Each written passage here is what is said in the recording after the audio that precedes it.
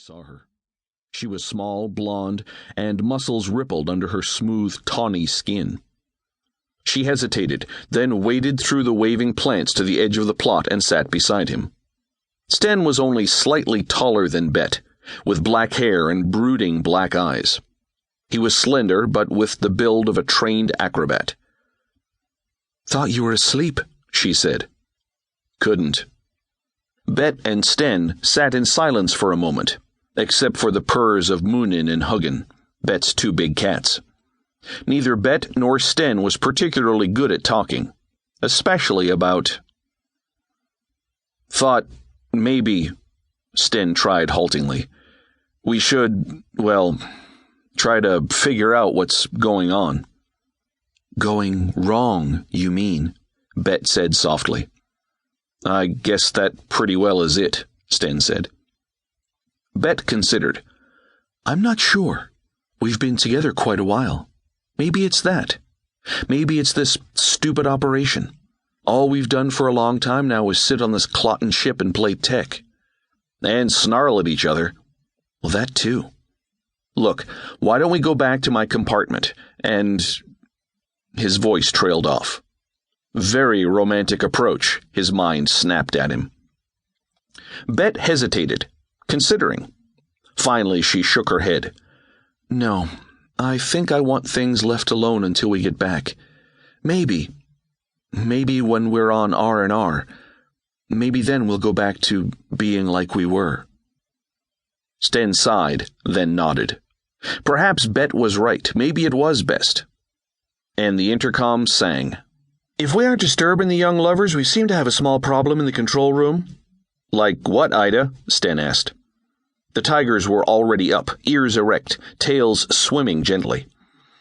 "Like a clottin' great cruiser hauling up on us from the rear?" Bet and Sten were on their feet, running for the control room.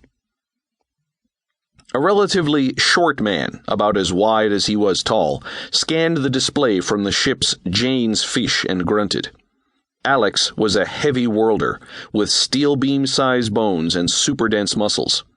And his accent, Scots because of the original settlers of his home world, was as thick as his body.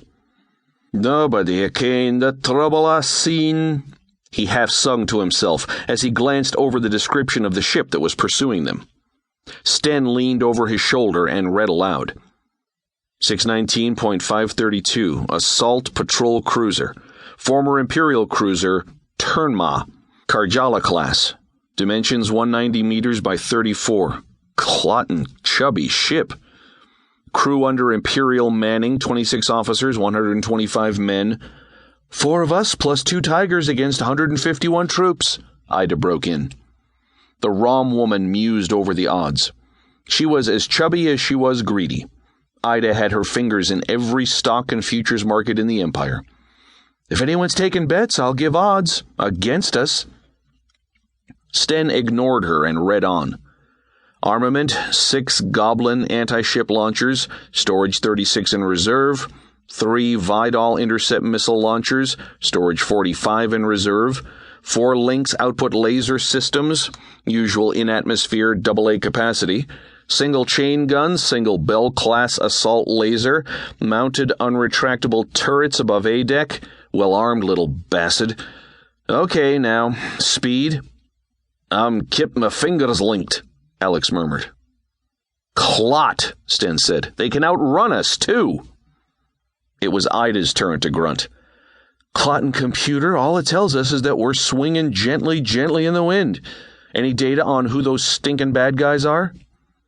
Sten didn't bother to answer her. "What's intercept time?" he snapped. Ida blanked the Jane's display and the screen relit. "At present speed, Turnma will be within weapons range in 2 ship seconds for Goblin launch. Contact will be made in..." Bet cut the readout.